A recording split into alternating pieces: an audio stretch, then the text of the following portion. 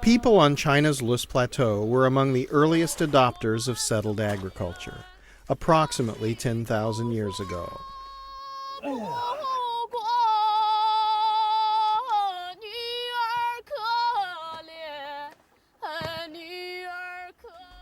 They worked hard and over time created one of the most accomplished civilizations the world has ever seen. But their history also illustrates the impact that human beings have had on the earth. Degradation of the land has led to biodiversity loss, fresh water stress, food insecurity, long entrenched poverty, and even climate change. Their descendants' efforts to restore the environment are now revealing solutions to many of the fundamental problems that our world faces. Attention must be paid because in many ways, for China and for the world, ensuring a sustainable future will depend on how well we learn the lessons of the Loess Plateau.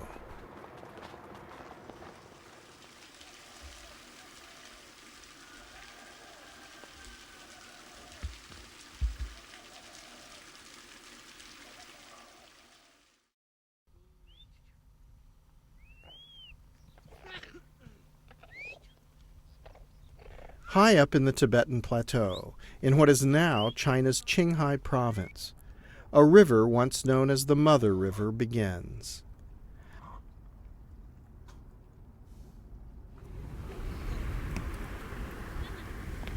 The river runs from west to east, south of the vast Mongolian steppe.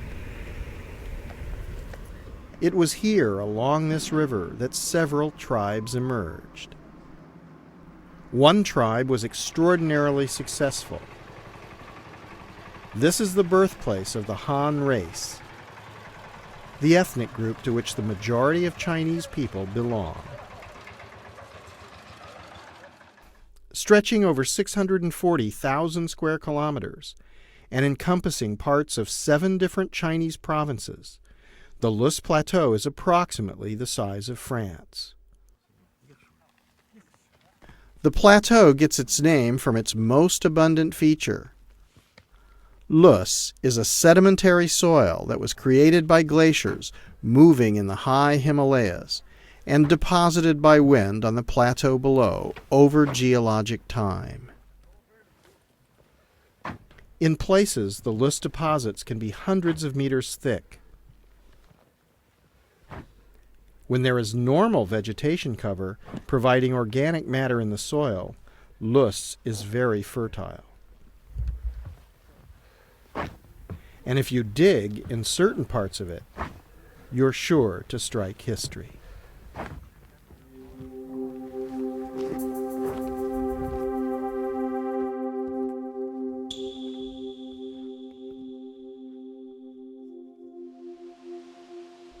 The plateau at one time must have been a wonderfully nurturing place.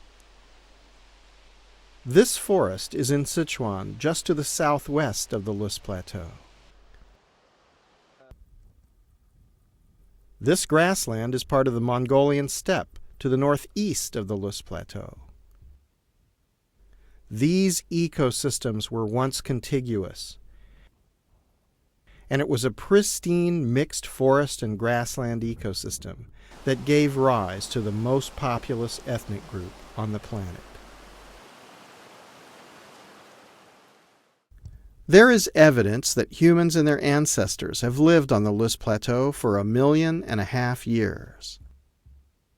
Many believe that the plateau was second only to Mesopotamia in the spontaneous development of agriculture.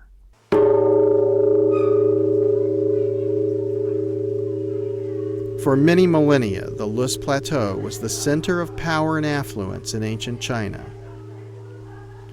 The Han, the Qin, and the Tang dynasties were all based here. But as the civilization grew, so did the demand for natural resources. at the same time as the art, the architecture, and great wealth was being amassed.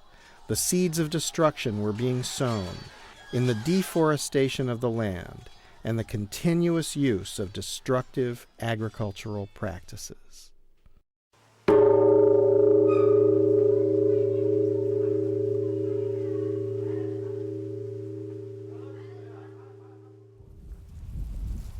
Eventually, the forests were gone. When the people began to cultivate the hillsides, the productivity began to decline.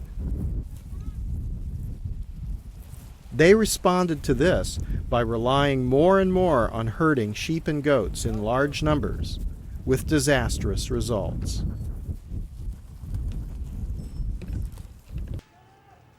By 1,000 years ago, the wealthy and powerful had long since left this area, ending an era in Chinese history.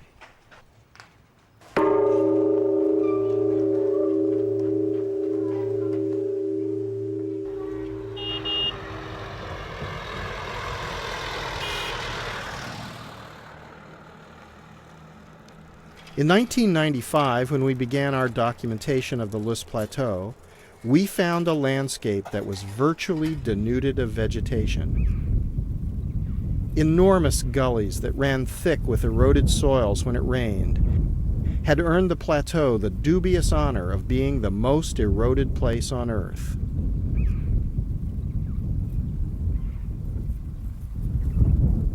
Over time, we learned that the fundamental ecological systems on which life depends had collapsed, leaving millions of people in a cycle of poverty and ecologic destruction that passed from generation to generation.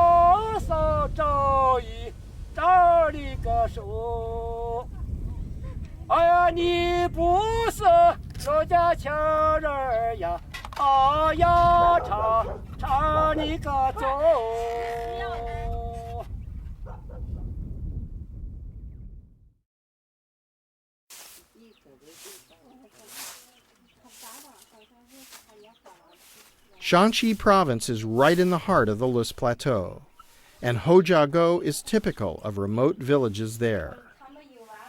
Life here, for as long as anyone can remember, has been one of suffering and poverty. Liu Dongfu's life has often reflected that suffering. When Liu was young, his family fled famine in the north to settle in Hojiago. His father hoped that food would be more plentiful in this remote place. 这不是娃娃，我母亲本身就不想在这地方来嘛，一下来了就可能，就这个，他也把东西有东西也就吃不进了。 Within a few years after the family arrived, his mother and his little brother both died. 完了，我们这去留下我们姊妹两个。我姊妹8岁了，我15了，那会儿17了。这走我父亲一天，去个陶地，留下我们这去。那这多少抓个吃抓个，有抓个吃抓个嘛，对不对？ When Zhangfang married into the village as a young bride, she first lived in a traditional cave dwelling. 没有灵，没有草气，地没有遮好，就跟我跟你说，就是粒粒的一个结塞，就是这样子看，就是黄土高也红飘飘的，就跟这个泥塌里的，就这么红的一家去塞。Every day, Zhang Fang had to work in the fields from early in the morning till late at night. And then she still had to care for the animals and look after her children.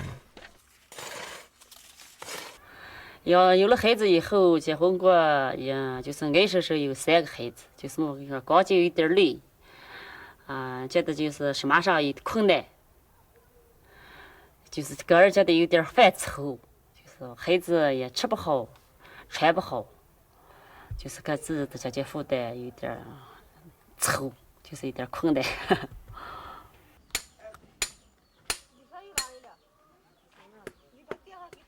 The early 1960s in the Loess Plateau was a desperate time.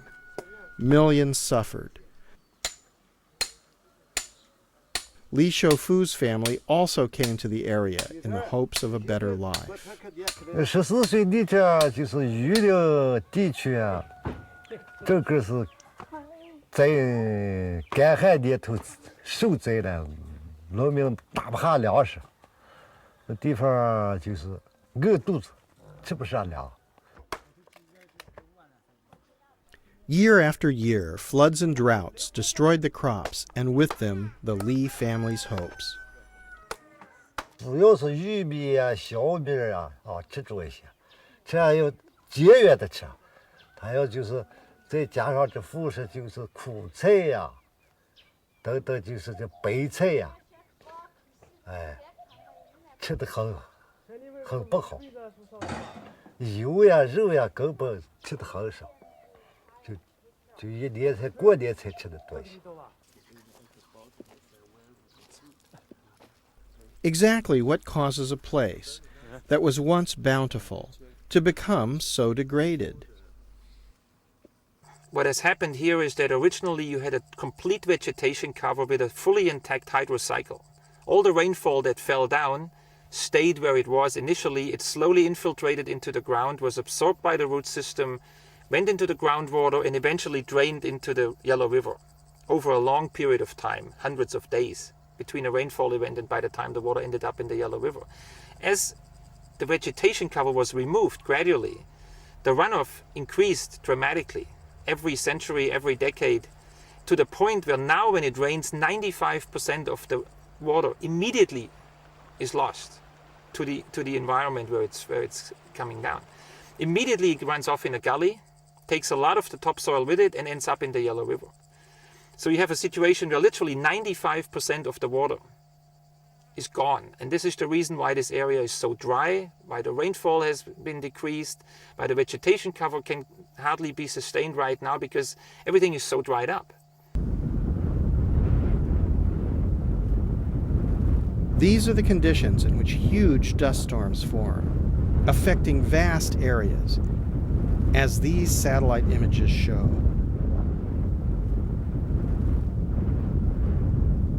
The consequences of this are felt by everyone.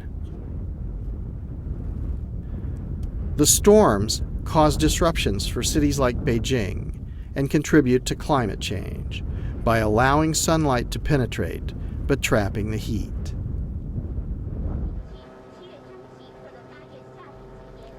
There is also massive impact to the river system downstream.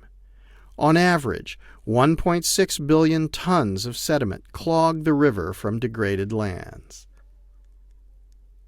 The phenomenon is sufficiently strange that it even attracts tourists.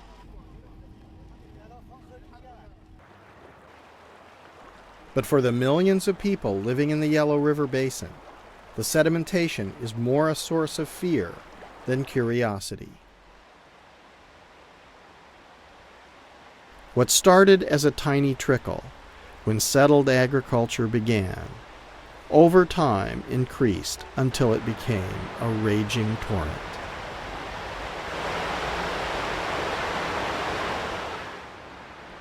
Over 1,500 times in recorded Chinese history, the Yellow River has breached its banks, flooding the plain and leaving destruction and suffering in its wake. When the river flooded in the rainy season, without normal infiltration, it often meant that there was drought in the rest of the year. And with drought came famine.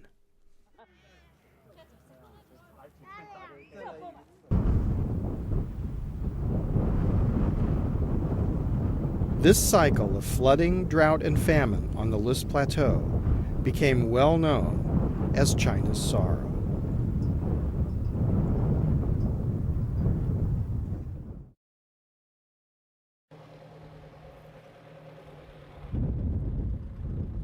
In order to address these problems, a team of Chinese and foreign experts was assembled in the mid-1990s to design and implement the Loess Plateau Watershed Rehabilitation Project. Now, when we came to this place in the Loess Plateau the first time, we were all really shocked. We thought, oh my God, well, how can ever anybody try to rehabilitate an area that is so huge and so fundamentally destroyed ecologically? And the truth is, we spent 2 years working with the local people, with the farmers, with the local officials, with the experts in the various fields of hydrology, soil and water conservation, forestry, agriculture, environment, try to understand what it would take to do something like this. And after 2 years, we still didn't have many answers. The World Bank didn't have the answer, and the local people didn't have the answer. And we spent another year and a half talking to the farmers in the villages, trying to understand what they had done in the past 20 or 30 years that was successful. And it was really interesting. Not much was there to show, because the current practices at that time were just not sustainable at all. Perhaps the most destructive practice was the unrestricted herding of goats and sheep. For decades and centuries, this area has been heavily grazed by sheep and goats. There was no management structure. People just went out, increased their animal numbers, and grazed whatever grass they could find, and whenever they wanted to do it. And it got to a point, in the beginning this was not a big issue, because there is a lot of area around. But by the time the population density was high and the animal numbers were so large, all of a sudden you had this turning point where the vegetation began to disappear. Even if you graze hard in the beginning, it doesn't mean the vegetation disappears. But if you overdo it, all of a sudden you begin to really lose it. You lose the vegetation because the goats get to the point where they pull the grass out with its roots. And in many of the project areas, the vegetation cover was down to 10%. Whereas previously this was a forest, natural grassland, in a completely intact ecosystem.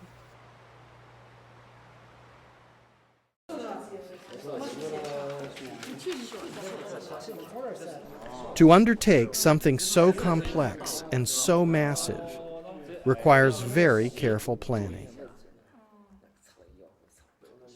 The planning team evaluated the plateau from both a macro and a micro perspective.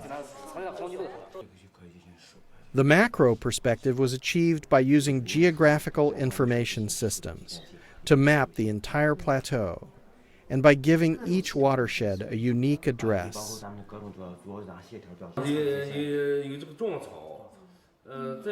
The micro perspective was acquired by participatory assessment that was then compiled into databases to learn exactly what the local people understood and what had worked in communities that had more success in protecting their environment.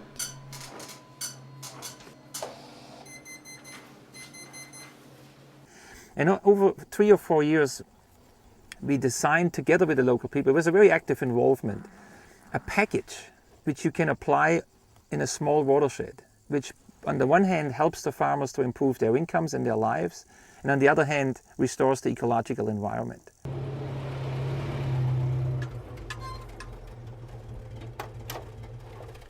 Gradually, principles began to emerge. In the hilly land, the experts determined that any slope over 25 degrees was unsuitable for agriculture because whatever could be produced on this land would be worth less than the ecosystem function that had been lost.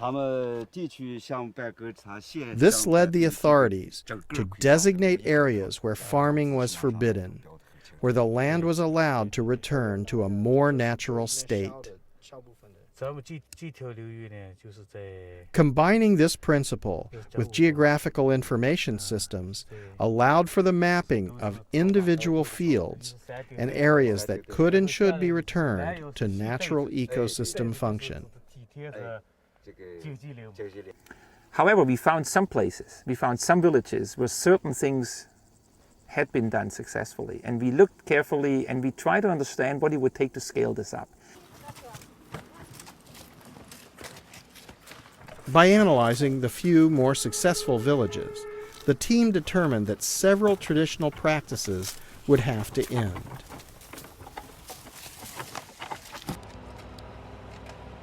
New policies were formulated, banning tree cutting, planting on hillsides, and the free ranging of goats and sheep.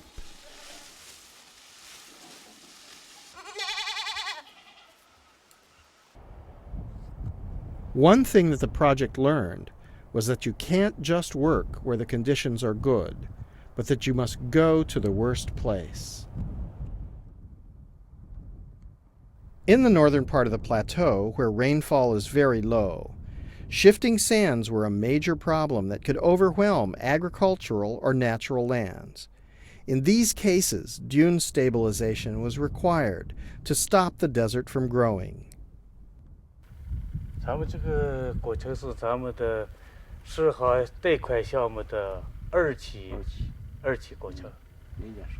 哎，对，0年就要开始治理。它这个植被比较差啊，你看水土流失比较严重，确实你看咱们这是沟壑纵横啊，对不对？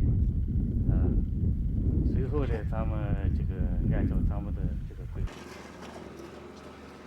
Ensuring that the local people understood what was being proposed became an important early part of the project. This was not always easy. 还叫种树木，我树啊。跑道的地现在都栽有树嘛，北平都跑道的地都现在栽有树啊。我看这些，就像我说，我在我死嘛。 看你们吃着西边份嘛。同志们，热沟流域会战已进入3天决战的重要阶段。本会战中的干部工作要全力以赴，保证按期拿下会战工程。首要的一项是要抓工程的质量。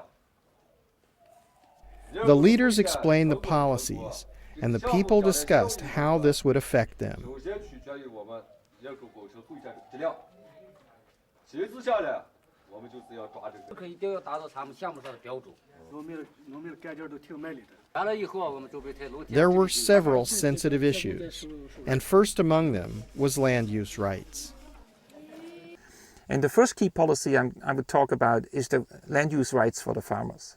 If the farmers build a terrace and they don't own that terrace, they will not take care of it, they will not invest in the terrace, and it will wash out the first time there is a major thunderstorm, and it's a failure.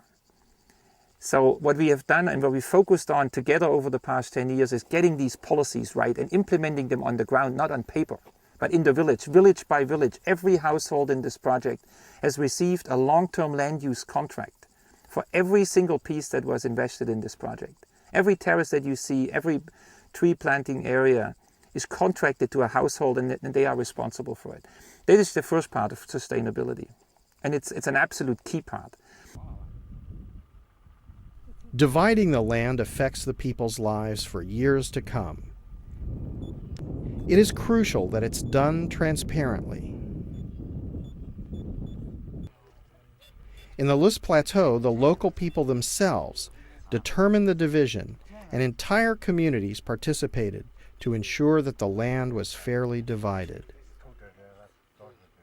Receiving land use contracts and being paid for their labor were powerful incentives.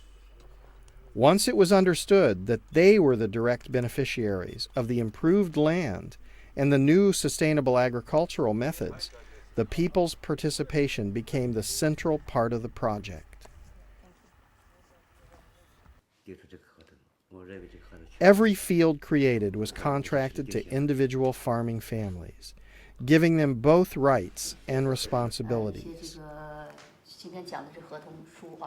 By bringing effective administration to remote areas, the project helped to introduce modern management systems to communities that had relied on unsustainable traditions for generations. This addition was one more step that helped the people toward a sustainable future. Stand back a little. Yeah.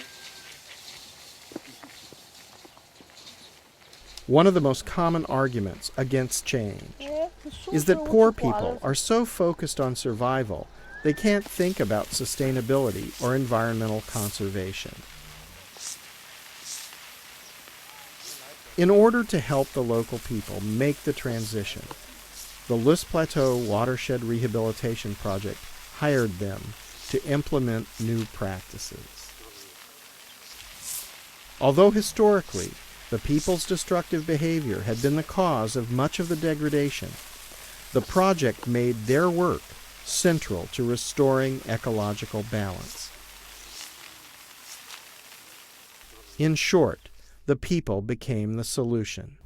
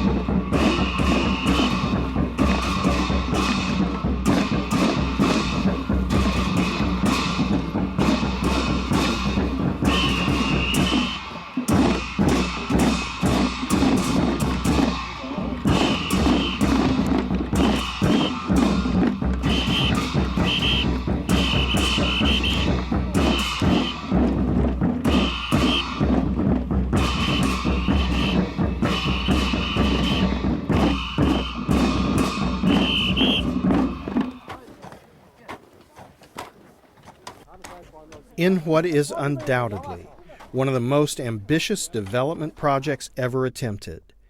In a decade, the Loess Plateau Watershed Rehabilitation Project directed approximately $500 million over an area the size of Belgium.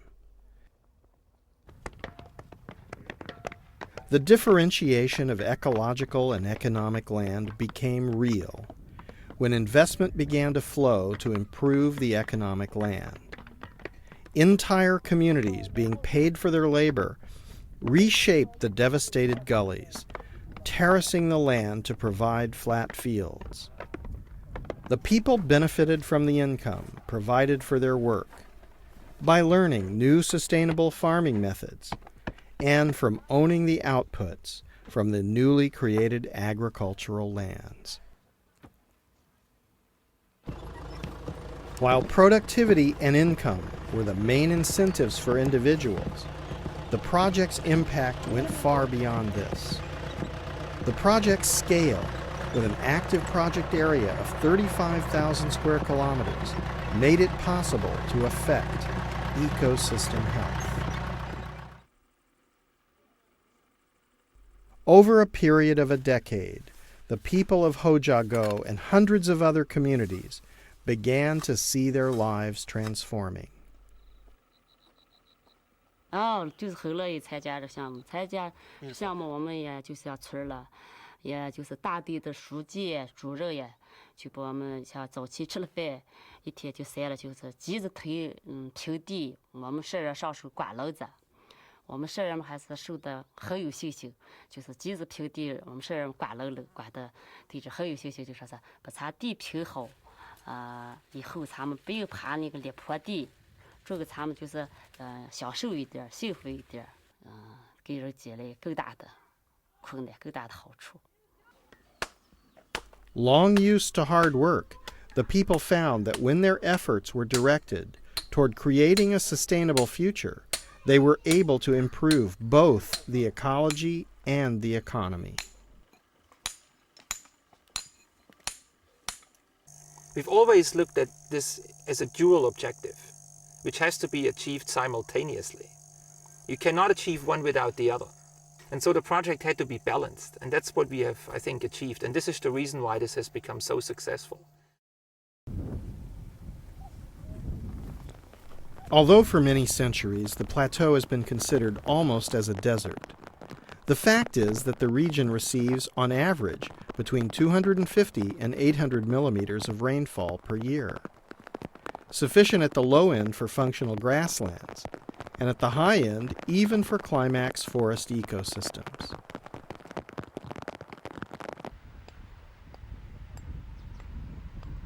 An early part of the project was to build small dams that could capture and hold the rainwater during the rainy season. Without this measure, the water would have continued to run off in floods, taking yet more topsoil with it. As vegetation cover is restored, the entire area becomes actively part of a functional hydrological cycle, with water being absorbed and stored in plants and in organic matter in the soil. Evaporation and respiration rates are then altered, increasing the humidity in the soil and in the air. Nature is a system with many interconnected parts. Even the lowliest grasses serve to provide ecological function. In restoring the plateau, both the grasses and trees play an important role.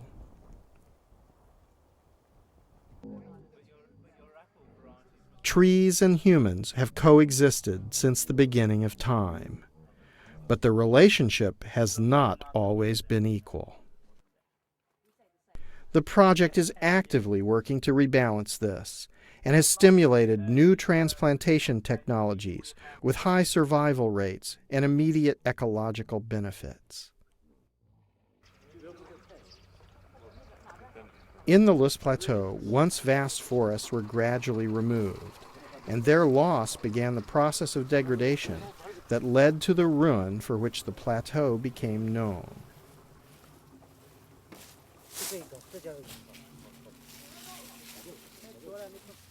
A major part of the rehabilitation is to restore the forest cover.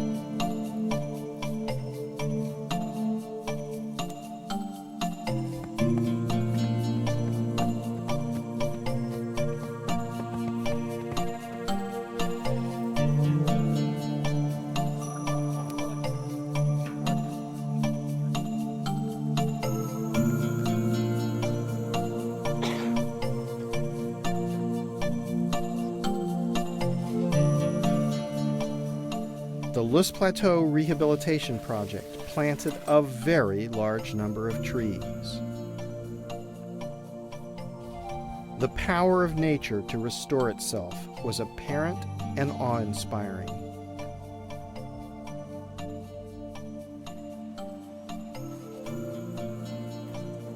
This is Hojago village when we first visited. And this is the same valley 10 years later.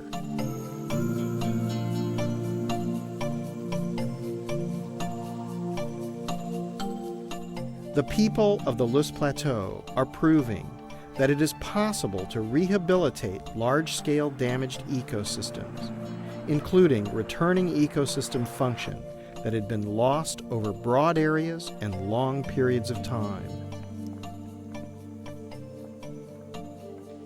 This is of enormous significance, as it is exactly the knowledge that is needed to repair ecological damage on a planetary scale.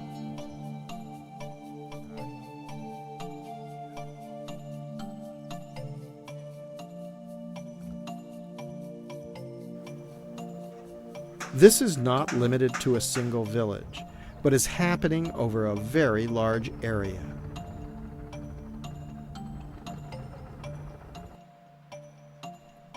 The vegetation and tree cover is returning and encouraging biodiversity. There are now many more plant and animal species on the plateau.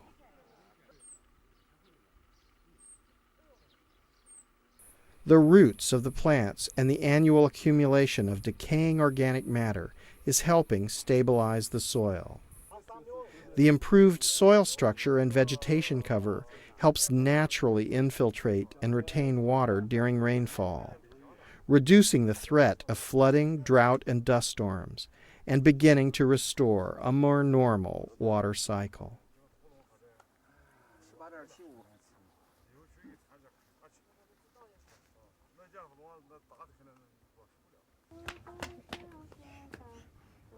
Gradually, fertility that had been leached from the soil is returning.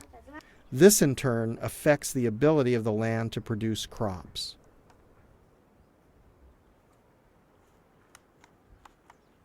And significantly, all the vegetation and the soil organic matter fixes carbon, helping to offset emissions of carbon dioxide, reducing human impact on climate change. The principles being demonstrated are being carefully studied and are informing policy and actions throughout China and beyond. And the benefits are not simply ecological, they're economic as well.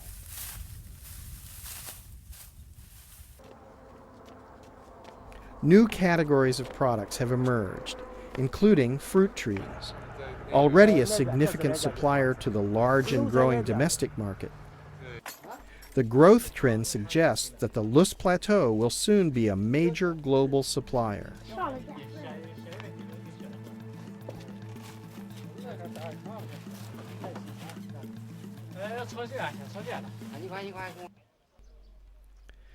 Greenhouses are extending the growing season, reducing water stress, and allowing increased vegetable production and income.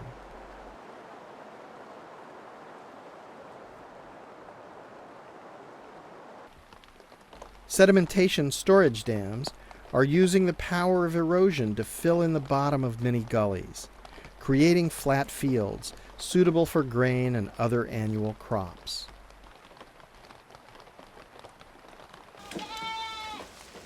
Sheep and goats have been a principal protein source and income generator on the plateau for generations. When free-ranging goats and sheep was banned, it was crucial to find an alternative. Pen feeding provided this and allowed increases in animal protein without the destructive consequences to vegetation cover and soil stability.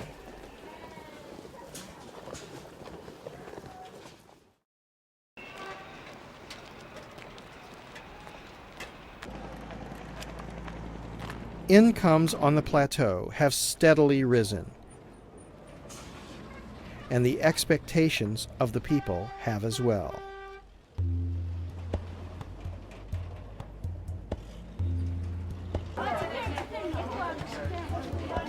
Reversing many generations of decline, now on the Loess Plateau, the people don't think that their lives are just going to grow worse. They believe and are preparing for a better life. 咱们一生中能住这么个砖房就算可以的了，结果没有想到在这10年的又一个变化，就像这种前10年盖起的房已经又不行了，赶不上现在的时代了。我们从这几年经济发展比较快。一个呢就是产业结构调整，比如说我们把黄坡、黄鳝治理成这个精制田，这也就增加了这个群众的收入。这是亲子水的，这右边的是个亲子杆的，下面人用性在前面，这沟下边全是。自从打空这还。一年比这强了，还不借钱了，零钱不对。又把钱我给人家还了贷款了。3个儿子2个还没媳妇，只给农口的没几次想给娃把媳妇娶还把房给去。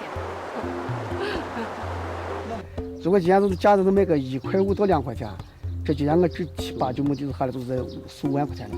有项目来推动我们宁县的整个是经济文化，还有这个环境的改变，这是我们的最大的理想，使我们宁县这个经济发展呀、脱贫致富呀、奔小康这个步子更迈的大一点、更快一点，人民生活水平提高的更快一点，能够使每一个人都过上能安居乐业的生活，这就是我们最好的理想。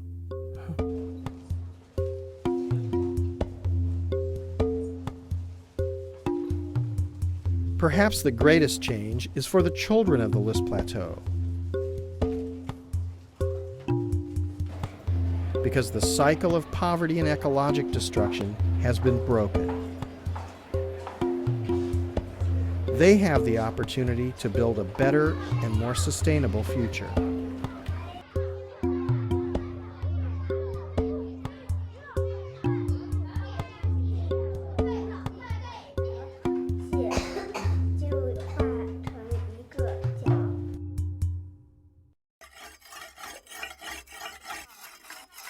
Back in Hojiago, Liu Dongfu has seen life come full circle. 你看，原来这个地形，你就拿我儿干活看，有些地形就不一样了，推的连跟原先这个地球难扔了，就不好扔了。看见这个地球推的个推窄了，也就大变化了。你要是我们那上安那个地，你就安不起。你说那得多少钱？这怪够穷的拉的钱，没有来源嘛。你要是这个水了，水都是自来水，都成自来水。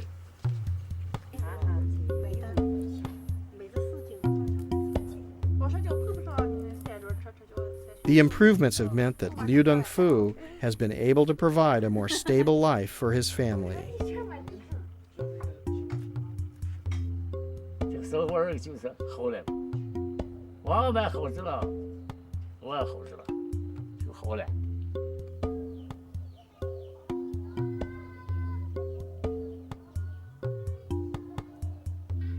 Li Shoufu's capacity for hard work has served him well. 以后也今年这2、3年这沟里就一般没水了，根本就不发水了，加上后面搭几个坝，水都聚住了。Every day he walks up the hill to his apple orchard.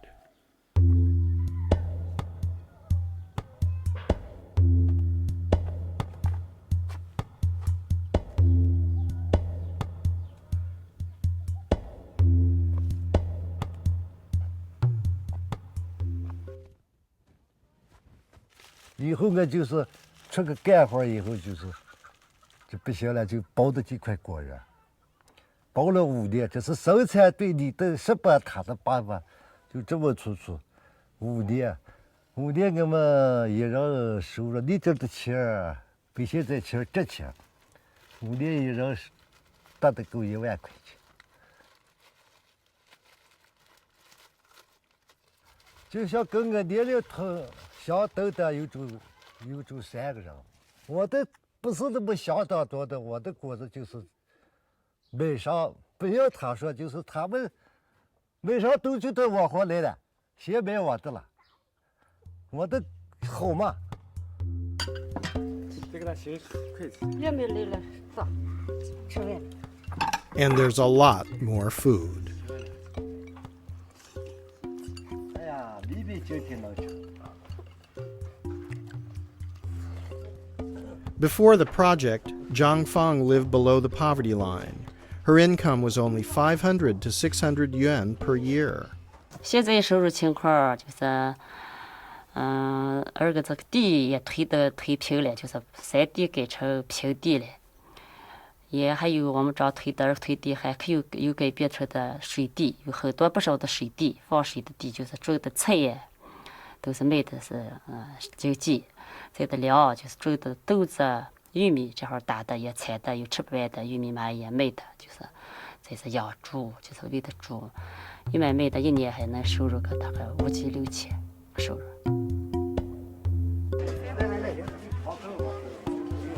Zhang Fang has earned enough to build a new house with electricity and running water, and to prepare for her new daughter-in-law's arrival.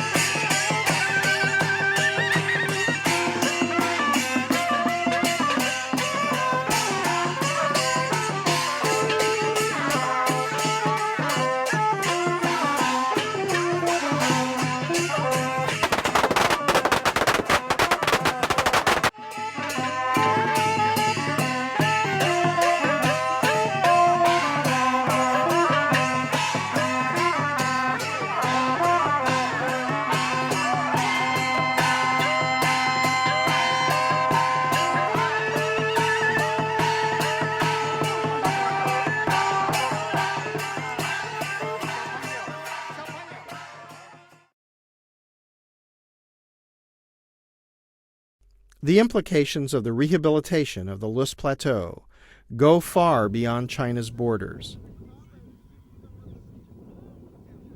In many countries, there are large degraded ecosystems and millions of poor people. As we learned on the Loess Plateau, the reasons for both the poverty and the degradation are often simply destructive human behavior.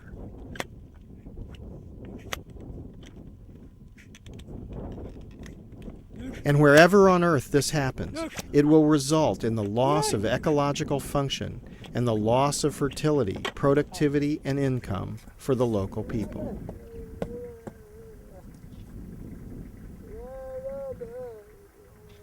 It will also have downstream regional impacts like flooding, mudslides, droughts, and dust storms. And it will even have global impacts like climate change.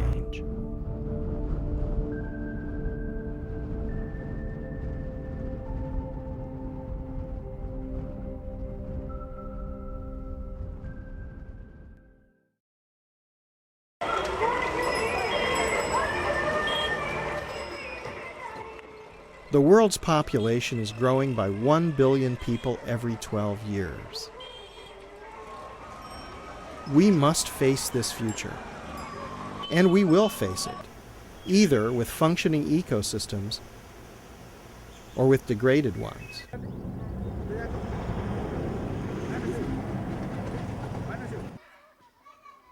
It's our choice, in part, because through the courage and hard work of the people of the Loess Plateau, we know that it's possible to rehabilitate large-scale damaged ecosystems.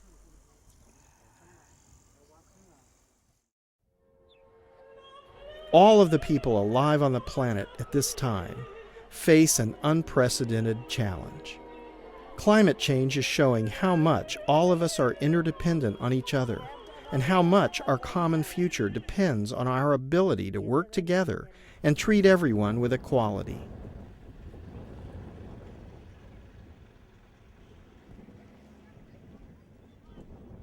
Perhaps for the first time, we can easily see that the interests of everyone on the earth are now the same. The health and sustainability of future generations, of the wealthy throughout the world, and the poor wherever they are, will depend on functional ecosystems on a planetary scale.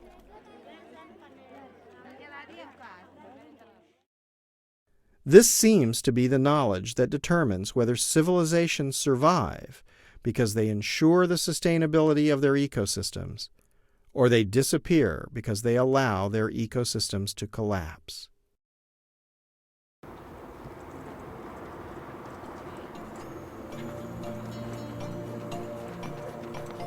By applying the lessons of the Loess Plateau, it may be possible to restore many, if not all, of the places that have been historically degraded by human beings. If we accept the challenges before us and act immediately, future generations will look back on this time with affection and appreciation. It's our choice and the Earth's hope.